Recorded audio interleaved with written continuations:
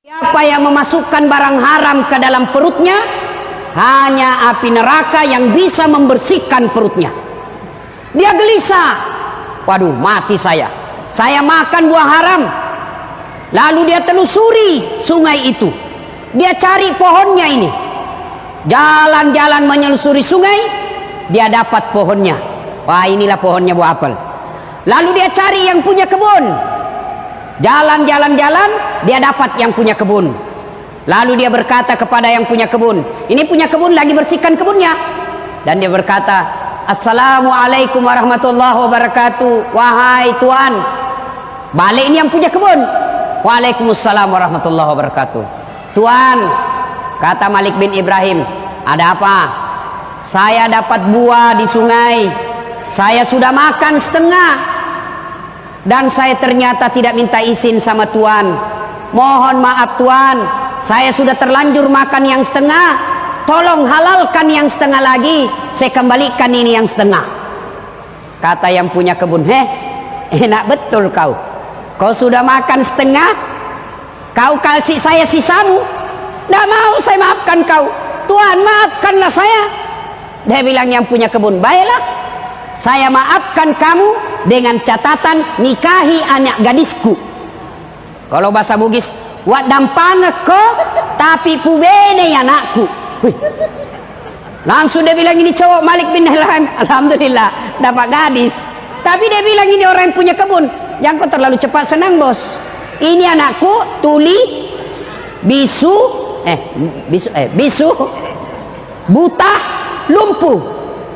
Anak gadisku tuli, buta, bisu, lumpuh. Dia bayangkan anakmu, apa enaknya? Dia bilang ya terserah, kau mau saya halalkan yang kau sudah makan, nikahi anakku. Kau tidak mau nikahi, haram itu yang kau makan, saya dah halalkan. Gelisah, pilih cewek buta atau masuk neraka? Dia ingat lagi, tidak ada yang bisa membersihkan kecuali api neraka. Oke, kata anak muda ini Malik bin Ibrahim, baiklah tuan, saya nikahi anakmu. Sudah dinikahkan. Setelah dinikahkan, lalu bapaknya berkata, anak muda, silakan kau jemput istrimu, silakan kau masuk di kamarnya. Jalanlah anak muda ini berpikir, aduh apa enaknya, tuli bisu lumpuh. Dia ketuk pintu. Assalamualaikum warahmatullahi wabarakatuh. Selang beberapa saat keluar kedengaran suara perempuan. Waalaikumsalam warahmatullahi wabarakatuh. Kaget. Berarti dia tidak bisu, karena dia jawab salamku. Berarti dia tidak tuli, dia dengar salamku. Lalu dia buka pintu, dia masuk. Lalu datang ini perempuan, dia jabat tangan suaminya. Berarti dia tidak buta. Dia lihat tanganku, dia jalan menghampiri suaminya. Berarti dia tidak lumpuh.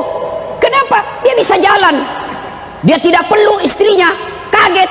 Tidak buta, tidak tuli, tidak bisu, tidak lumpuh. Dia lari ke mertuanya. Pak, balik kok. Ini kalau bahasa Bugis balik bohong. Banyak juga orang Bugis di sini. Banyak. Masya Allah. Di mana-mana saya banyak orang Bugis ini pak. Di biduk-biduk banyak orang Bugis. Samarinda seberang banyak juga orang Bugis. Sangatta banyak orang Bugis. Di Bontang Kuala mau orang Bugis semua situ. Saya masuk penjara banyak juga orang Bugis. Bubuhan Bugis ini luar biasa. Lalu dia bilang, ini bapak bohongi saya. Kenapa bapak katakan anaknya buta padahal dia melihat? Apa kata ini bapak? Anak muda, anak gadisku sebenarnya sudah banyak yang lamar. Saya katakan anakku buta bukan karena dia tidak melihat, tapi matanya tidak pernah melihat barang-barang haram. Tidak seperti anak muda di Indonesia sekarang suka lihat film porno di HP-nya. Bukan cuma anak muda, orang tua juga.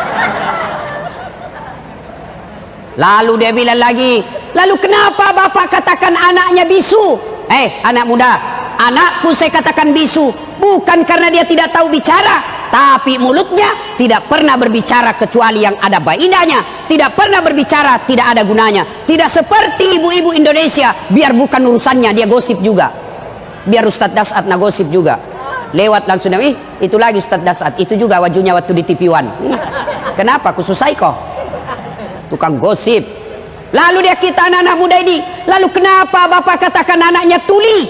Anakku saya katakan tuli bukan karena tidak bisa mendengar, tapi karena telinganya tidak pernah mendengar sesuatu yang bukan urusannya. Begitu, iya. Lalu kenapa bapak katakan anaknya lumpuh? Anakku saya katakan lumpuh bukan karena dia tidak bisa berjalan, tapi karena kakinya tidak pernah melangkah kecuali langkah-langkah fisabilillah. Tidak pernah pergi tempat biliar, tidak pernah pergi tempat main karaoke, tidak pernah pergi tempat sabung ayam. Kakinya selalu dia pakai berjamaah di masjid. Wah, kata anak muda, berarti bagus sekali tuh anakmu pak. Dia bilang, iyo, ini anak gadisku banyak dia lamari, tapi tidak ada yang lulus. Lalu kenapa bapak pilih saya? Saya pilih kamu karena saya yakin pasti kau orang baik. Buah saja yang nyata-nyata sudah jatuh, yang semua orang pasti halalkan, kau masih takut. Berarti dalam perutmu, dalam darah dagingmu tidak ada barang haram mengalir dalam dirimu. Kamu pasti orang baik. Sudah anak muda, jangan banyak bicara. Masuk kau capai istrimu.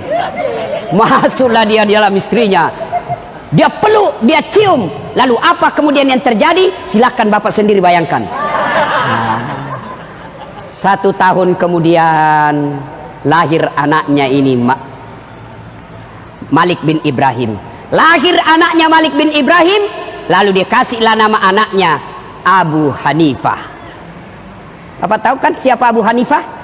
Abu Hanifah adalah salah satu imam mazhab yang sampai detik ini masih dipakai ilmu-ilmunya, masih dipakai fatwa-fatwanya. Bukan cuma di Indonesia, seluruh umat Islam di dunia memakai ilmunya. Hebat Abu Hanifah. Kenapa? Karena bapaknya terpelihara dari makanan dan minuman yang haram. Inti ceramah kita ini, bapak mau punya anak seperti Abu Hanifah. Meskipun bapaknya sudah meninggal, ilmu-ilmu anaknya dipakai sampai detik ini, maka disebut amal jariah. Meskipun dagingnya sudah hancur, meskipun tinggal tulang belulang, tinggal tengkorak, tapi amal-amalnya tetap mengalir. Kenapa? Karena dia punya anak yang bagus ilmunya. Kenapa? Karena bapaknya tidak pernah memakan dan meminum serangan fajar.